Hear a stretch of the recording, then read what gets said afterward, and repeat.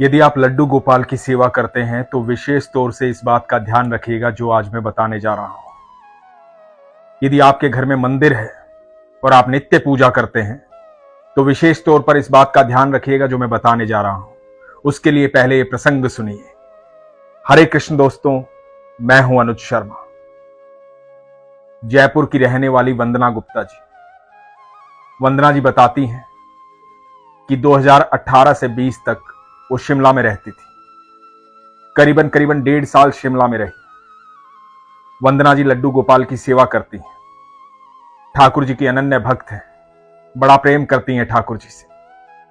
वंदना जी बताती हैं कि शिमला वाले घर में वो लड्डू गोपाल की सेवा करती थी। जब भी घर से बाहर वो जाते थे तो लड्डू गोपाल को कह कर जाते थे कि प्रभु हम आते हैं, यहां जा रहे हैं। और जब भी घर में वापस आते थे तो आकर के प्रभु को आवाज देते थे। तो एक दिन हुआ यूं, परिवार सहित कहीं जाना पड़ गया। तो लड्डू गोपाल को कहा कि प्रभु आते हैं, इस काम से बाहर जा रहे हैं। इनके पास एक छोटा सा बिल्ला भी था।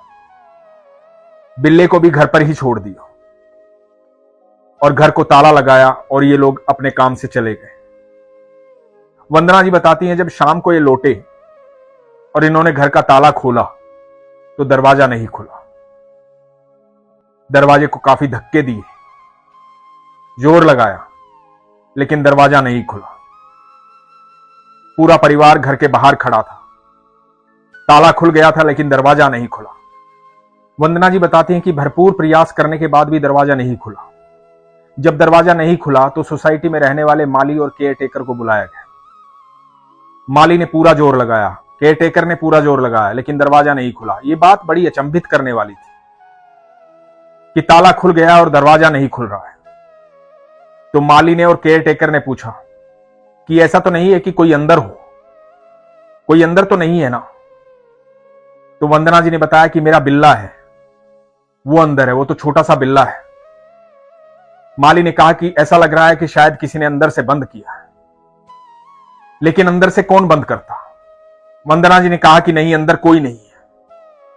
और परेशान होकर के वंदना जी ने और उनके परिवार ने माली और केयरटेकर से पूछा कि कोई ऐसा है जो दरवाजे को तोड़ पाए। लेकिन शाम का समय था, उस समय कारीगर मिलना मुश्किल था जो दरवाजे को तोड़ पाता। थक हार कर, परेशान होकर के परिवार सहित वंदना जी चौखट पर बैठ गई।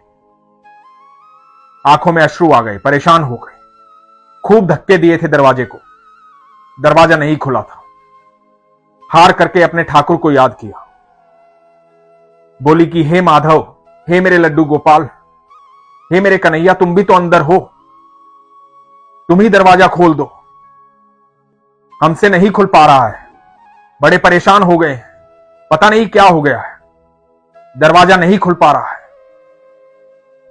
यह कह करके उठी और विश्वास के साथ दरवाजे को हल्के से धक्का दिया और दरवाजा खुल गया। जैसे ही दरवाजा खुला तो वंदना जी और पूरा परिवार हैरान थे, स्तब्ध थे कि यह क्या हुआ। बस हाथ लगाने भर से दरवाजा खुल गया। वंदना जी दौड़ी गई अपने मंदिर में अपने लड्डू गोपाल के पास।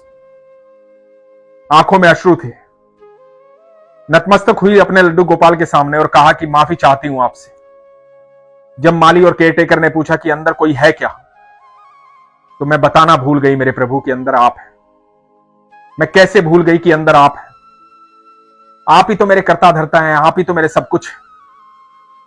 आपके अलावा है ही क्या? मैं कैसे आपको भूल सकती हूं कि भीतर आप हैं? मैंने क्यों नहीं आपको याद किया? क्यों नहीं कहा कि मेरे लड्डू गोपाल भी भीतर है?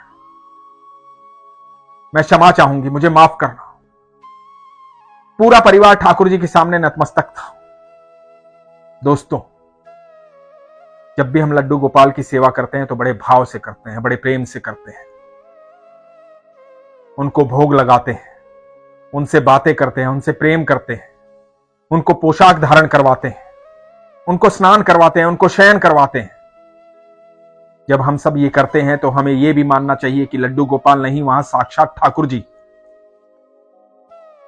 वो लड्डू गोपाल का विग्रह सिर्फ मूर्ति नहीं है, साक्षात ठाकुर जी हैं। जब भी आप अपने घर से बाहर जाते हैं तो अपने ठाकुर जी को, अपने ईश्वर को ये कह के जाइए कि प्रभु इस कार्य से मैं बाहर जा रहा हूं। आज दिन भर की दिनचर्या ये है, अपनी सारी दिनचर्या प्रभु के साथ शेयर कीजिए और जब घर पर वापस आए तो सबसे पहली आवाज अपने भगवान को दीजिए। आते ही अपने भगवान को पुकारिए कि प्रभु मैं आ गया हूं। अपने भगवान के साथ 1 पल 2 पल 10 मिनट 15 मिनट 20 मिनट जितनी देर बैठना चाहे बैठिए।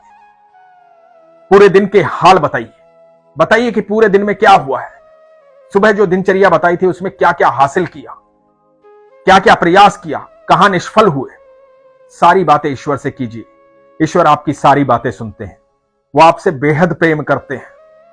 घर में मूर्तियां नहीं होती, जब आपकी आस्था होती है, आपका निमंत्रण होता है, आपका भाव सच्चा होता है, आप सरल होते हैं, सहज होते हैं, तो साक्षात ईश्वर निवास करते हैं।